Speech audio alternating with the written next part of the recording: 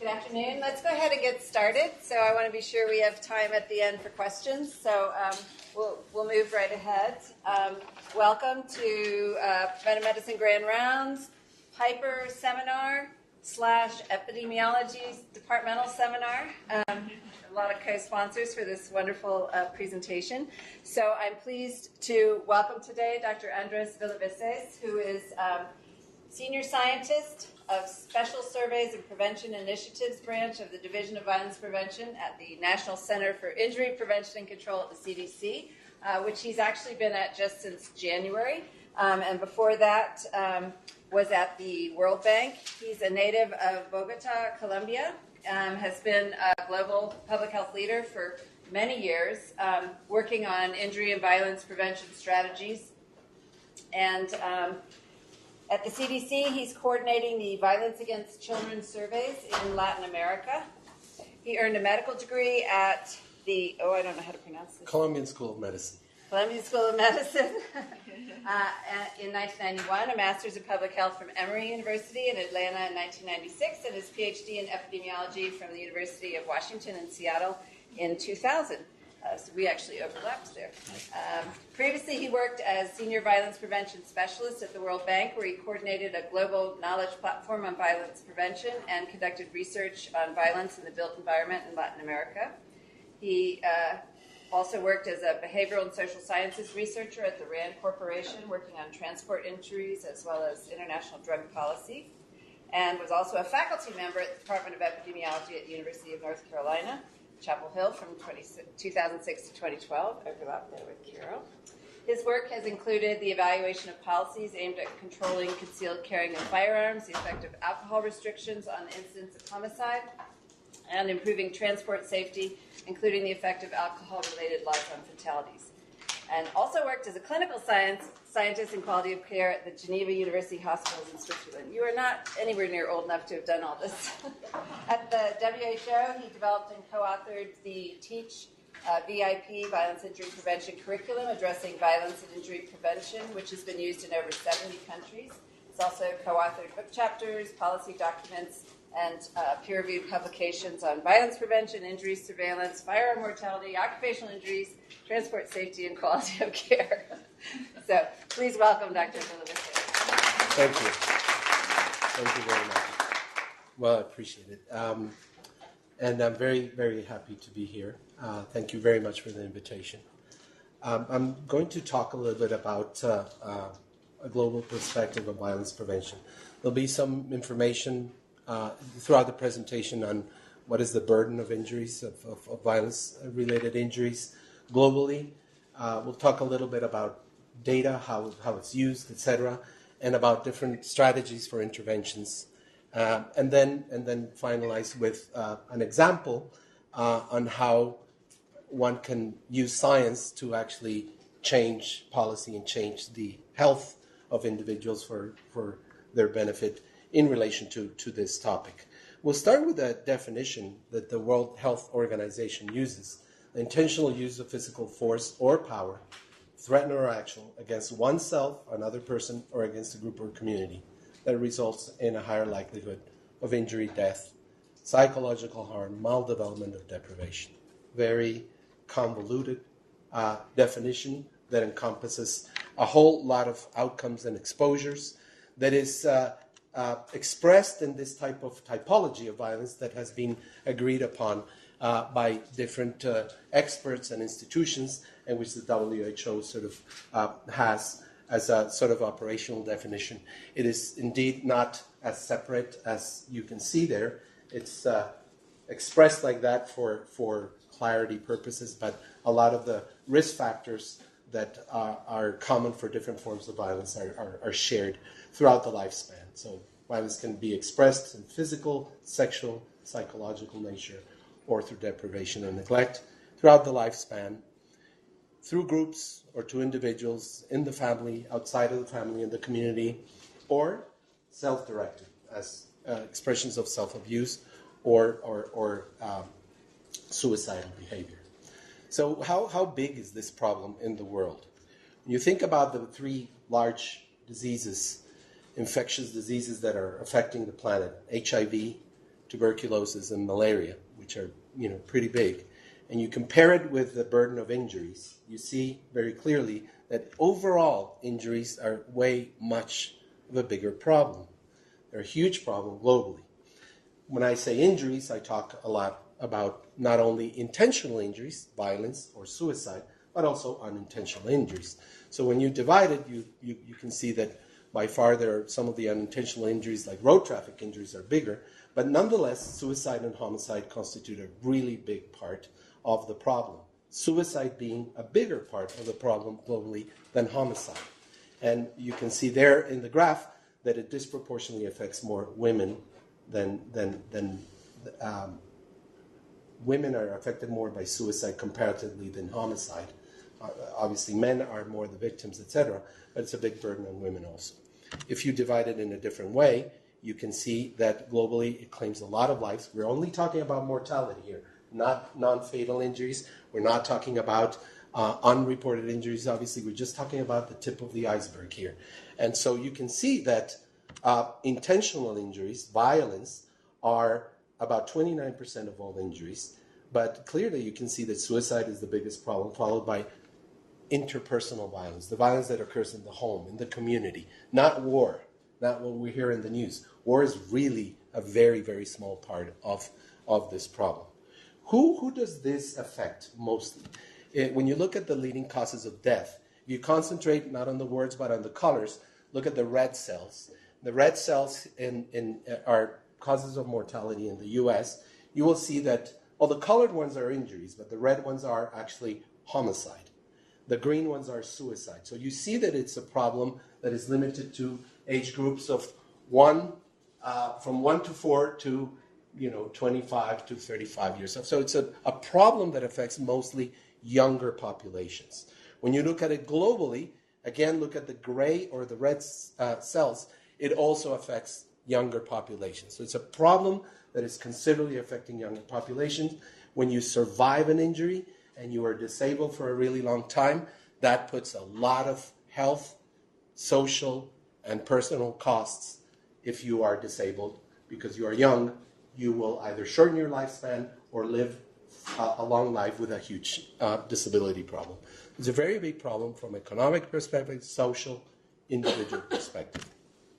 We collect data on homicide, but many of these injuries are not reported. And as you can see in those bar charts here, the Americas have the biggest burden of injuries. So in the American continent, from Canada all the way to Chile, you find that the majority of youth are really affected comparatively. If you look at Europe or Australia, New Zealand, Oceania, you have incredibly high rates of injuries. Why is this important? Because violence in general affects the social and economic development of nations. Most of the nations that belong to the United Nations are signatories to what is called the Sustainable Development Goals. Those are goals that we've set up to actually improve the health conditions of people in different areas. And it happens that violence actually hinders 8 of those 17 goals. It affects global health, it affects quality of education, it affects gender-related outcomes, community violence, institutions, it affects the economy, it has an effect that spans a lot of areas and a lot of disciplines. Again, we're looking at homicide, but beneath that, we have a higher proportion of non-fatal, reported intentional injuries, unreported injuries, and then perceptions that the population have that also modulate behaviors in many communities many times. So where can we get this information from? This information is actually readily available from a variety of sources. You can get information on injuries and violence from the police and the justice system, from the healthcare systems, from medical examiners, cadastral or census information that can provide us information on the characteristics of cities, of settings, of the built environment, population surveys, community directly reporting information or assessing information about places, smaller places, from the private sector, for even newspapers actually in some countries use newspapers as surveillance mechanisms to report injuries. injuries are, and specifically violence, is distributed in an unequal way. So when you look at the global setting, you find the countries that are in red are countries that have high rates of violence, high rates of intentional injuries. You will see the numbers that 29 is the highest in the region. So if you look at Latin America only, Latin America has about 9% of the world population, yet it has 30% of the violence outcomes in the global setting. If you look at the region of the Americas, you can see that there's a huge difference from Argentina and Chile that have very low rates of violence to El Salvador, Venezuela, and Honduras that have extremely high rates of violence. These are rates per 100,000 population. And you can see that in the Americas, according to the WHO definition, higher than a 10 per 100,000 rate is an epidemic. And it's an epidemic of violence. So we have this region in an epidemic condition. Now, I say all the time that it's unequally distributed. When you look at the region and you see, well, yeah, the countries that are in darker colors, they have higher rates of violence. But even within those countries, when you look at a region and you divide those countries, you see that even within those countries, violence is geographically distributed in a different way. So it's not equally distributed in a country that has high rates of violence. As you go down further, you will find the same pattern of unequal distribution. And, just expressed in a different way, you can see in this looks at crime, but it looks at sexual or homicide. You can just see, just by looking at the colors, that the distribution is varied. I'm not interested in you looking at the details, but rather that it's unequally distributed and it changes by country. Just for showing you some how perceptions, for example, are important when you look at violence. I'm going to look at a different form of crime, not violence. So if you look at crime, robbery and theft can and robbery can become violent. It's not included in this definition. But you see that there are some countries, Mexico in the north, Paraguay and Uruguay, where you have very high rates of robbery and theft, versus countries like Colombia or Honduras, Salvador, and Mexico that have high rates of homicide. So some share those versus regions that have high rates of intrafamily violence, like Guyana, like Peru or Bolivia, or Costa Rica, or the Dominican Republic. So the distribution by problem is also very different. That is important when you look at it, because from a policy perspective, from the attention that you are going to pay to whatever issue is bigger in your country, you will want to know that intrafamily violence is more of an issue in a particular country than another. If you pair victimization rates with homicide, actual reporting of events, you find that, yes, there are some countries that have higher rates than others. But if you look at perceptions of insecurity, which many times modulate violence, in the first map I was showing you robbery. Robbery was big in Uruguay and in the southern hemisphere. But when you look at perceptions of insecurity, you have Chile and Uruguay, where in the south tip of South America, have very low rates of violence, but very high perceptions of insecurity that modulate behavior. So I'm just showing you different levels of information that you can capture that are nuanced and that can help you think a little bit about the problem, just using descriptive information, just getting an idea, because that is important, because it can set up a different agenda in different cases. Let's return a little bit to the unequal distribution, but come to the United States. This is a map of the city of Seattle. David Weisbord is a criminologist from George Mason University, and he did a study, and he found out that 10% of the streets of Seattle produce 70% of crime. Much of it either violent or property crime, etc. But there's a very high concentration of this type of problem that gets produced. From another perspective, Andrew Papachristos looked in New Haven, Connecticut. He did this as a network of people, a social network analysis map. He looked at 2003 individuals and arrests, and he looked at deaths, he looked at mortality. What he found is that in some areas, you find nodes that have higher connections. Those nodes that have higher connections are people that are actually producing more violence. So your interventions actually can focus on impacting those individuals. They're higher risk behaviors, higher risk individuals. And some interventions are actually focused on these people. So that unequal distribution is not only expressed spatially, but also expressed in behavior. Now, violence, as I mentioned with that typology from the WHO, gets classified. But if you look at it through the lifespan, you will see that different forms of violence affect people throughout their life in parallel at the same time. They're just expressed in different ways. I can have a lot of risk factors that at some point in my life can be expressed in the form of child abuse and neglect if I'm a parent, but I can also be beating my wife or producing community violence, etc. And so the risk factors are common. And it's important to look at this because the problems are not separate. A lot of the risk factors are very common. If we look at child abuse, typically when we think about child abuse, we think about these images: a beaten child, fractured bones, physical complications, etc. But we rarely think about chronic diseases. We rarely think about heart attack, asthma, diabetes, stress. Why is that? Why is it that we don't think or tend to think about that problem? Well, one of the things we found is that the forms of violence share common consequences. Exposure to violence can lead to injuries, as we've discussed, physical injuries in different ways, as shown in those photos, but it can also lead to a lot of mental health problems. It can also lead to maternal and child health problems, fetal death, pregnancy complications. Behaviors that are associated to risk factors can increase the likelihood of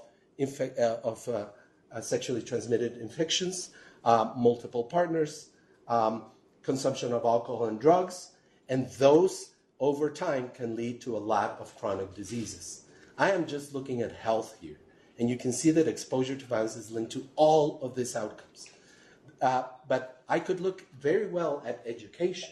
I could look at legal problems.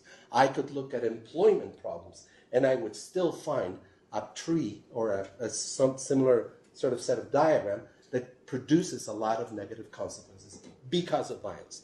Why is that important? Because when I talk and deal with this problem, I need to talk and deal with people from different disciplines that require the knowledge and different approaches to solve this problem.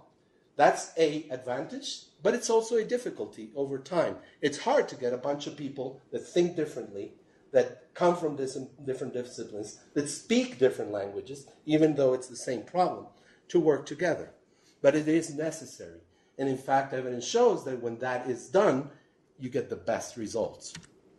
Over time, physically, you can think about violence as a type of toxic stress that you are exposing the person. When you look at the brain, that exposure of that constant abuse actually changes the brain architecture over time.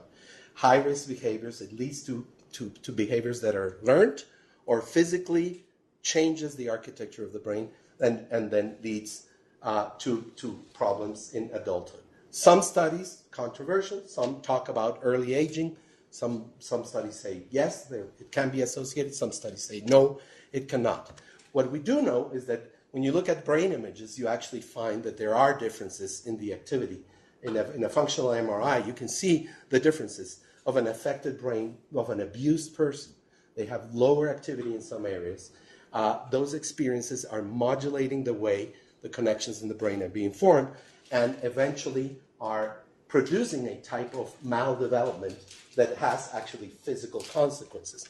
We also know that if we act early, the brain and the neural development is very plastic. So that plasticity allows us to recover. The earlier we intervene, the better. The later we intervene, we need more change. So what this table from Harvard University shows us is that the amount of effort that requires changing these problems is higher as we increase in age. So the time to act is early on in life. Now let's go a little bit back at how we approach this problem. I talked to you about different disciplines being important. Here are some examples. From a criminological perspective, you can think about, this type of discipline focuses on who commits the crime. It focuses on places where the crime occurs and theories of opportunity to commit a crime, or theories of evolution, how a place that was nice becomes a horrible place, or a place that is horrible becomes a nice place. What happens? And you study what happens there. From a public health perspective, we have a different but complementary approach. You look at the population level, you look at risk factors, you understand people from what we call the socio-ecological model, you understand them embedded in a family environment, in a community, within a society that has a whole set of different risk factors. And from a more policy-oriented type, people talk about a culture of citizenship that is focused on how, culture overall understands and approaches violence and looks at symbols, looks at laws, looks at more social level type of approaches. Criminological perspective, this is just another example. You look at different types, crimes of opportunity, or the evolutionary perspective, and then you have different interventions that lead to a particular setting. In the public health perspective, you have a person, as I said, embedded in all these levels of environments that you can actually study. And typically we have, I'm going to divide it into three, some people divide it slightly different, but three large areas where you can do interventions. You can do social and environmental approaches, you can have legal approaches, and you can have behavioral approaches to preventing violence. Most of the time you want a combination of all. They all are effective in one way or another. I'm going to show you some examples of what things you can study in each one of these areas. From a spatial environmental approach, you can think about a city. This is one city, a medieval city, very organically grown, versus a planned section of a city that is very dense and very different. That contrasts with more expansive cities that we have here in this country that are more suburban, etc. Why is that important? Because people interact in different ways in those places. We have shown that in areas that are more like the picture you are seeing, where there is more cars, where there is more isolation, you have a lot of negative consequences to health. Pollution, noise, obesity because people walk less, sleep disorders, isolation and depression, social segregation, and all of those, isolation, depression, social segregation, these mental health problems, can increase actually or decrease the safety in a particular environment, and so can be associated to different forms of violence. So one of the interventions then you can do is, we can look at the design of space. How is access being addressed? How is segregation being expressed in a particular setting? Who are the people that are being more affected than others? What are the conditions that are happening here? Can we create inclusive spaces? Can we share or avoid minimizing conflicts between different forms of the physical environment that can promote injuries? So here we have expressions of segregation. Different cities where you can see the blatant rich versus poor juxtaposition that is a reflection, really. It's a built construction of how we conceive society. Cities are that. Cities are an expression of how we think of society. And so when you look at many of these, you have two from Latin America. Latin America has an incredibly high rates of inequality, of social inequality. And so you see this type of juxtaposition. But let's go somewhere else. Let's look at different places in cities in our own country. And so we can see that just a few blocks apart in Baltimore, you will find those two very different settings. Or in cities like St. Louis, where in the early 70s, by policy of the government, public housing was constructed like that. That is actually a strategy that one can think in a way, this is a better form of housing, but it completely segregates. Look at the way the physical form is in the rest of the city versus what is the public housing. That actually produces segregation. That segregation produces it seizes a lot of the community cohesion and context. And so it actually produces and can foster the occurrence of violence. So some cities, like in Latin America, have attempted some innovative ways of looking at segregation by increasing or coming up with creative ways of connecting cities. Connectivity is important. Community contact and cohesion is important. So some cities have actually built cable cars. Typically, shanty towns and places are in isolated and faraway areas. So they've actually improved in many ways. And they've used this not only as an access to transportation tool, but also as a social type of connectivity tool to link people who are typically segregated in some areas. Some other places in high mountains, they built an electric escalator to help people go up a very poor neighborhood. So they're innovative ways of doing it, of dealing with some of the social policies that are reflected there. There's some more specific strategies. Changing lights, looking at tree canopy. How does that influence violence? Land use, access we talked about. So we have, changing lights. Some studies have shown that changing lights at night actually increases safety because simply people can see better. There's some studies in the UK that show that it is effective. There's some studies in the US that show that tree canopy, when groomed, is actually quite effective because it gets people out more. And the principle of modifying the built environment to make it agreeable to people is to get them out there. Why? Because if you have more people outside, you have more passive surveillance. You just have more people looking at each other or looking for each other.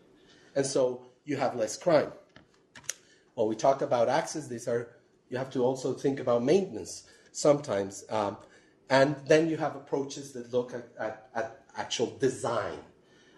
So there's a type of approach called crime prevention through environmental design that looks at how do you design a particular feature, a park, a transportation hub, etc., so that you minimize the probability that crime of opportunity will happen, that violence will happen. Where do you place a bathroom? For example, there's some interesting studies in South Africa that look at the placement of bathrooms for women. Because they're bathrooms, they were hidden in sections of the transportation hubs. What they found is that the fact that they were hidden was actually fostering the occurrence of sexual assaults. And so just by relocating a bathroom, by changing the design, you can actually have an intervention that has nothing to do with behavior.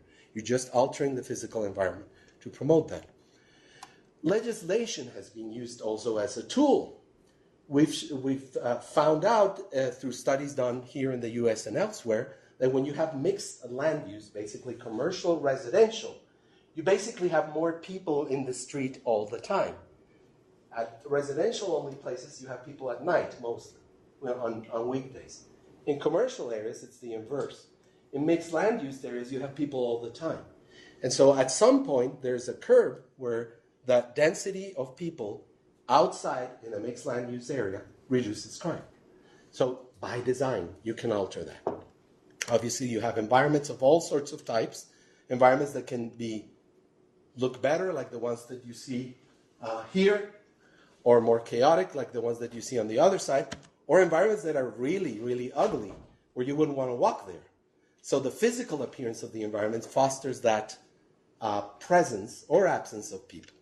When you look at that at a citywide level, you find that sometimes injuries and violence distributes in different ways. If you look at the upper part, you can see that over time, and here's the city expression again, recall the map from Seattle, this is in Bogota, Colombia, you can see that homicide is concentrated mostly in some areas. It does vary over time.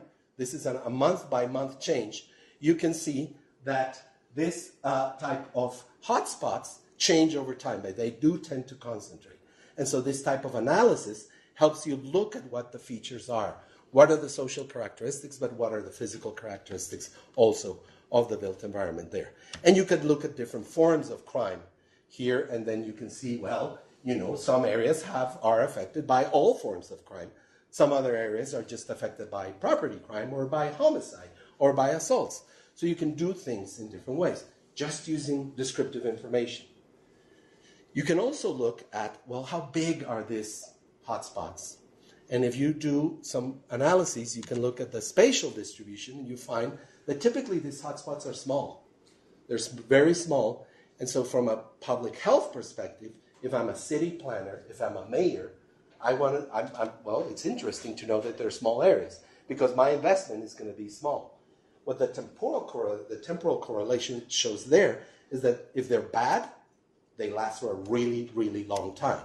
So that's another useful tidbit of information. If I want to invest in a place that is bad and I change it to eliminate a lot of those high-risk features in the physical environment over a long period of time, I'm going to have a good effect. You can combine that also with socioeconomic variables, see that violence occurs more where poor people live in this particular city. Physical assaults also have a distribution. The darker blues are higher income population, but then you have theft. It shifts to where the money is, and residential theft is mostly in rich homes. So you get a lot of information, and you can study more in detail features. For example, transportation hubs. How does violence affect transportation hubs? You can find that over time, at some points and in some places, it occurs more or less. You can look at legal approaches also.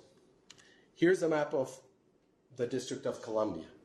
And there's many, many studies that have shown that a higher density of alcohol outlets is associated with a higher rates of violence in the community, but also in the home. There's plenty of studies here in the US and elsewhere that show that. This study basically looked at evening, weekend type of injuries and found that the majority of injuries are along corridors where there's a higher density of alcohol outlets. So you start by looking at legal approaches. This is a zoning issue. Again, you can look at the distribution of injuries and you can start thinking about what am I going to do from the perspective of prevention. This literally can have an effect in reducing plenty of deaths and non-fatal injuries. You can also, here's another example, a study that was done that looked at an intermittent ban on the carrying of firearms. In this place where that is allowed, you basically, surveillance systems discovered that every 15 days, every fortnight, there were peaks in homicides in these two cities. What they found out is they coincided with payday days. And what they found out on top of it was, okay, people are getting more money, they're going out to drink, they have guns, they kill each other. So they restricted alcohol sales over a fixed period of time, but they did an intermittent ban on certain weekends. And what they found was forbidding the carrying of concealed firearms between 6 p.m. on Friday and 6 a.m. on Monday reduced 13 and 14% homicides in the entire city, but for all causes of death. Mostly firearm related, but for all causes. Another approach that was tested and tried for the first time in London and then replicated elsewhere is looking at city ordinances addressing bar closures. This is in Colombia too. Bars typically open, sort of close at 4 a.m. and alcohol sales are forbidden between 4 a.m. and 10 a.m. 2 decrees were passed in which they were closed at 3 or they were closed at 2 in the morning. The difference between closing at 4 and closing at 2 in the morning, just 2 hours closing bars, 25% reduction in homicide citywide, with an added reduction in road traffic fatalities. So seemingly simple interventions, they do require negotiation because the owners of bars did not like this idea. But when they started seeing the results, they actually were convinced. So it requires a dialogue. It requires policy. Policy is really important to do this type of interventions. Science and the evaluation is essential to get your facts right, to get the information right. But policy in the end, when you translate that science into policy, that's what gets those changes done in cities or in nations. You have, obviously, behavioral approaches. So there's plenty of evidence that has started from even early in the 20th century that shows that visiting parents, improving parenting skills is effective in reducing violence in the home and overall at a longer, over the lifespan. Addressing violence against women, addressing youth violence. There are some interesting interventions that started in Chicago. Cure Violence is one of them that looks at interrupters of violence. So what it does, it targets, it uses people from the community to target other people in the community that might be engaging in conflict and interrupting, potentially escalating situations. And they work in communities and have shown that they're very effective in a wide variety of countries. And then, of course, you have school-based type of interventions that you can do. So what's the cost of this? If we look at child abuse only, it is estimated about $3.6 trillion, about 4.2% of the world global GDP. Humongous costs. Obviously, calculating costs is very difficult. If you look at just direct costs, it's easier to agree. You look at indirect costs, that's harder to define. But nonetheless, homicide or child abuse are huge problems. And they have a different distribution. I was showing you in the map at the beginning that Latin America has some of the highest rates. But when you look at child abuse, you find that Sub-Saharan Africa and the Middle East have the highest rates of child abuse in the world. So that's informative. That's important to look at.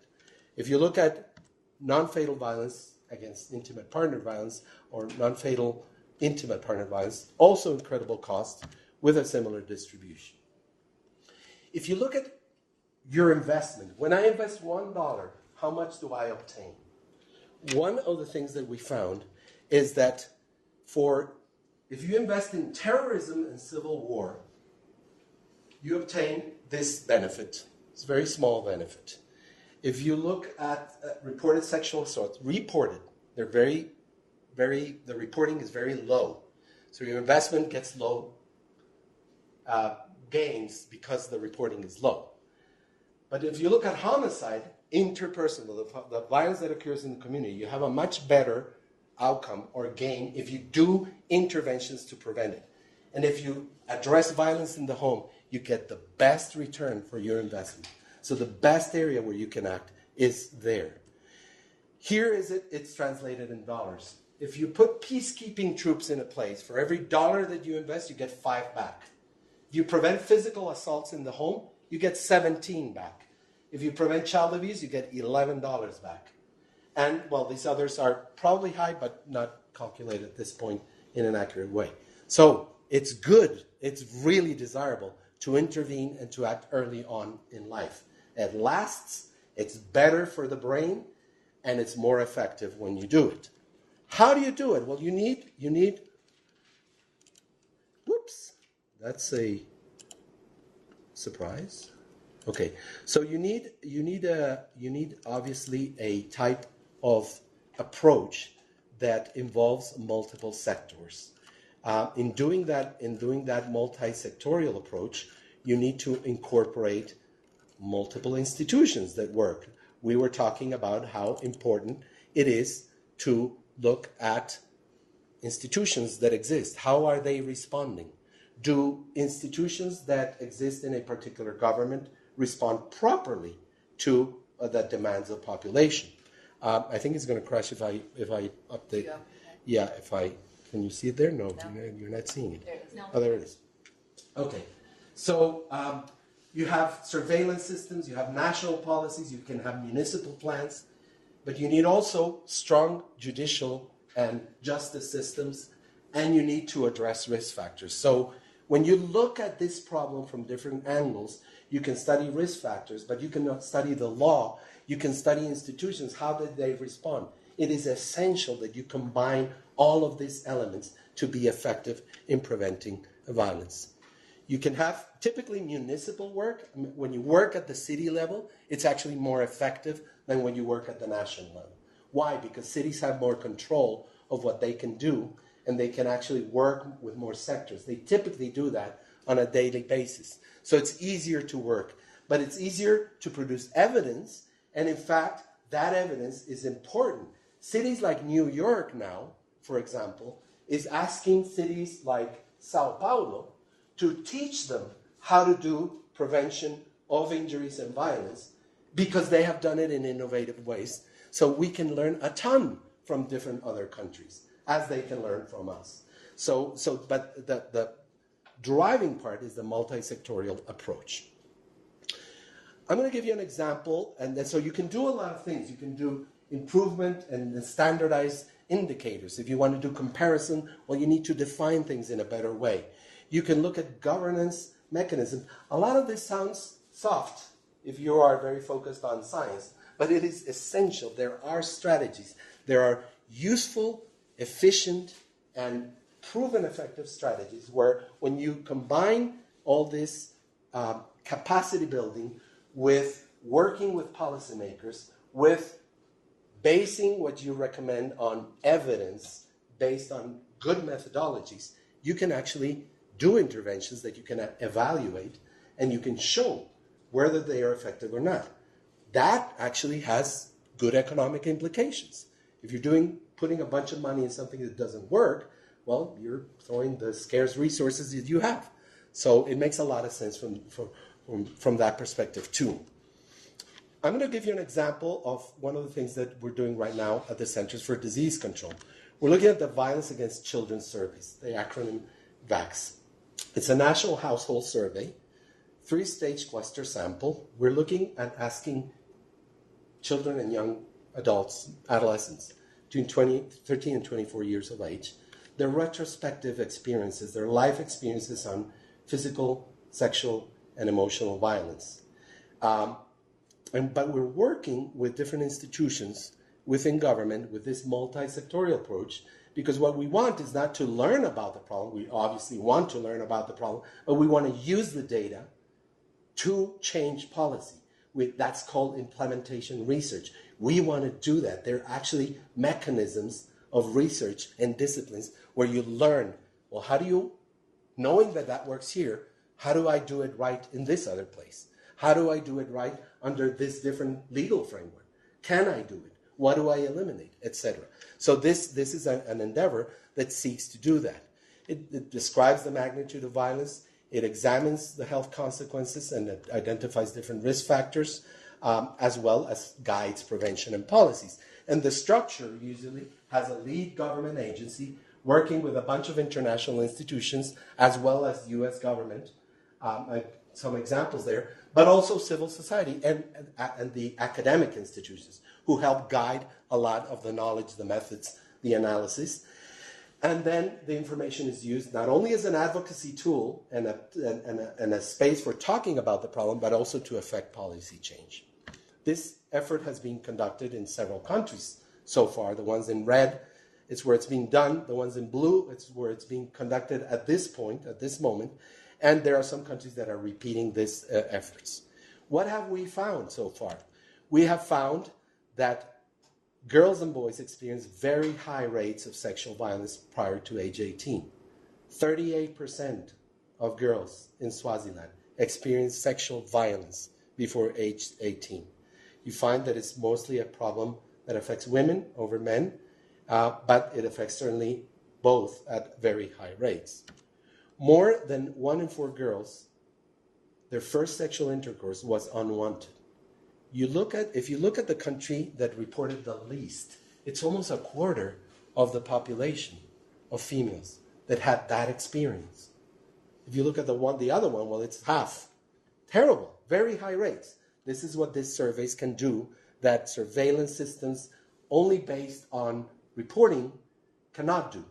You're asking and you're asking, you're getting the information from the population. Half of the children that experience violence before 18, they experience physical violence. Look at the rates, mostly among men and some more among women, but extremely high rates of physical violence. This data from Nigeria shows you that witnessing violence is also, that is that part of that toxic stress that I was mentioning, that exposure to violence in the home and violence in the community eventually becomes a learned experience and leads to this. This shows that people who early on in their life experience sexual violence or early on physical violence are more than twice as likely to batter their partners later on in life compared to people who were not exposed to those forms of violence. Both columns, the 4 columns, show very high rates. But the columns of people who were exposed to violence are double the other ones. So that exposure is showing you with evidence that it actually has an effect in the brain, in the behavior of individuals. We've learned that violence is common in the lives of children, that it affects some vulnerable people especially, that the perpetrators are usually people we know, that violence has impacts on other areas of health in the individual, and the children are not getting the help they need. That is the worst part. They're not getting the help they need. But we also know that we can prevent, and we have a lot of tools to prevent violence, and that those interventions can be transformed into policies. So we use, at the end of these surveys, a data to action type of workshop where we work with governments on trying to implement. And we base it on this publication that was produced very recently, last year, by WHO, UNICEF, the World Bank, CDC, PEPFAR, well, a bunch of institutions that actually identified 7 strategies that express the name of the publication. You have to look at laws. You have to look at norms and value change. You have to look at safe environments. You have to look at parental and caregiver support. You have to look at income generation. You have to look at support services, response to problems. And you have to look at education. Over the presentation, I've given you some examples of that. And each one of these strategies has a whole set of different interventions that are proven effective. So this helps, and this is available for free online. I'd be happy to give you the link. I'm sorry I didn't put it here. But these are important interventions that work.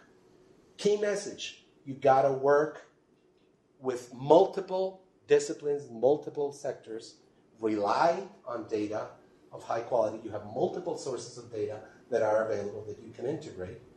There are a lot of proven effective interventions, and you need eventually to apply this science to policy making. With that, I end my presentation, and I welcome any questions. Thank you.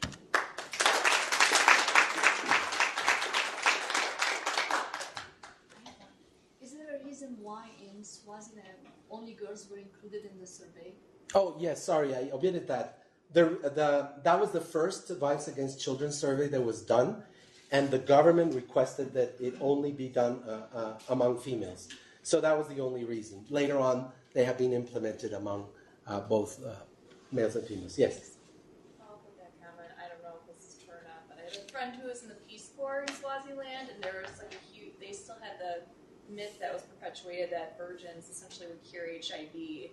So I don't know if a lot of that too has anything to do with like the female component more so. So yes, and that's not only limited to Swaziland. In other countries in Southern Africa, that is also a belief. That is one of the beliefs that leads to forms of violence, perpetrated on very young female populations. In different countries, the priorities are different. HIV is huge. The incidence of HIV is very big in Southern Africa. So this survey is adapted depending on the priorities of the countries. And so we look at HIV and violence for those particular areas. In Latin America, for example, we're looking at migration and gang-related violence and weapons, because they're a bigger issue there. And so it's tailored. That's why the work with the government is so important. It's tailored to that. And we are actually currently working on doing a Violence Against Children survey here in the United States, trying to figure out how that's going to happen. But there's work on that. Any other questions? Okay, Carol, and then please, and then I. Yeah, I was going to ask, I know you've worked in lots of countries and with varying cities. Can you articulate, are there characteristics of those places that make certain places more ready or willing to adopt policy-level interventions to address violence? That's a really good question. There are some places where you arrive and sometimes you find a person who's a leader who takes on the issue. With Violence Against Children surveys, a good example is Nigeria. The president of the country became really interested, and through him, he actually declared a year for violence against children. He invested upon on the country a lot of things. On the other side, if you have key people who understand the importance of the problem, that you can speak to them, and where you can actually create these networks of different sectors where that can actually start to happen, that is important. In cities, typically cities that have had a good coherent type of coordination within the city, so the organizational structure is important. Talking to the right people is important too, but that organizational structure is also important. And the acceptance that it is a problem. There are countries that have a very hard time accepting that they have a problem, so they hide it. Many countries find that when you start doing it right, your problem actually becomes bigger. But that's because you're measuring it better, not because it's bigger, because before you were doing probably such a good job, and now you are. So the existence of that sort of coherence combined with a good work, preliminary work, it requires sometimes 2-3 years to start working and talking with people and sensitizing them to the issue. And the sheer fact in some cases that in some regions you cannot deny the problem. In Central America, violence permeates everything. So denying it is ridiculous. So it's easier to come into those places and get a type of reaction. You had a question, then you, sir, please. Great, thank you. I wanted to ask about, setting up limited resources. Clearly there's a lot of physical violence or violence in the home in one specific community. How would you recommend the best way to focus resources to get the most out of an intervention? Because it seems like there are so many ways you could ask about and try to address it. You can do it in a clinical setting. You can be focused in a school-based setting. You can, there's just so many. I can just think of so many possible community-based and school-based and medical-based interventions. How would you focus your attention, if assuming limited resources?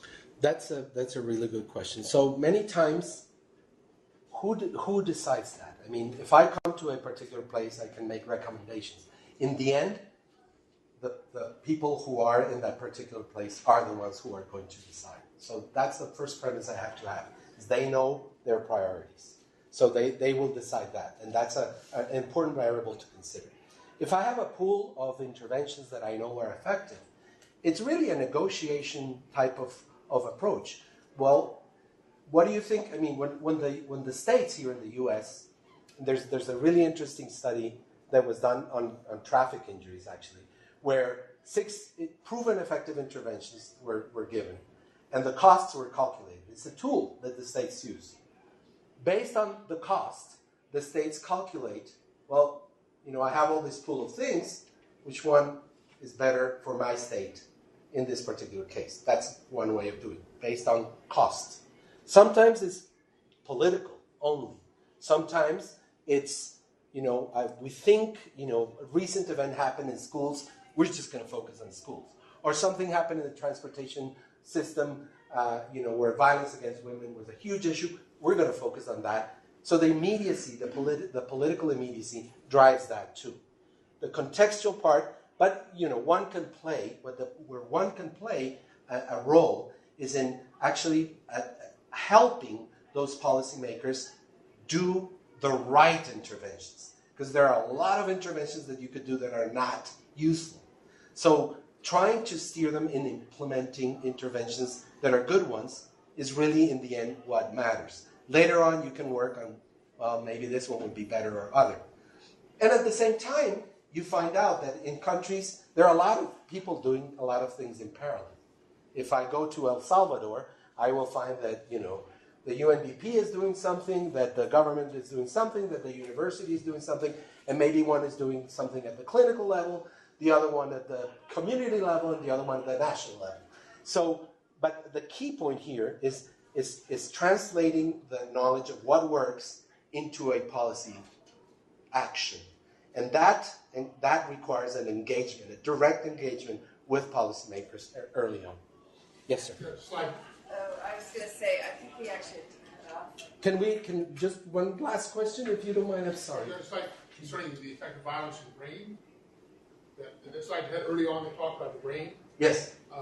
is that head injury or the threats of violence? No, it's overall exposure to violence in the home. It's not traumatic brain injury. The giving and receiving areas, what is the giving and receiving? Well, the giving and receiving is giving and receiving exposures, like, being whipped every day by your parents, being mistreated every day, being bullied in the school. The giving and receiving are just stimuli in general. It's not brain, really. It's the exposure. Thank you very much. Really appreciate it.